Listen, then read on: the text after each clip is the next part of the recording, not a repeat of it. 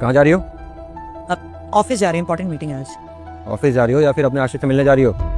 ईशान क्या बकवास करो सुबह सुबह तुम। ऑफिस ही जाऊंगी ना, कोई आशिक क्यों बनाऊंगी मैं? वो सब मैं नहीं जानता, लेकिन मेरी बात सुनो ध्यान से। आज के बाद तुम ऑफिस नहीं जाओगी, घर में बैठ के घर के काम करोगी। ईशान क्या बकवास है ये? इतनी मेहनत से मेरे को इतनी अच्छी जॉब मिली है और वो मैं छोड़ के घर बैठ जाऊँ अब? अरे चुप करो, मेरी बात समझ में नहीं आ रही है क्या?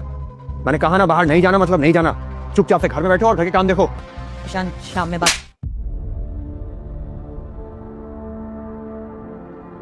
मैंने जो कहा वही होगा, घर में रहो।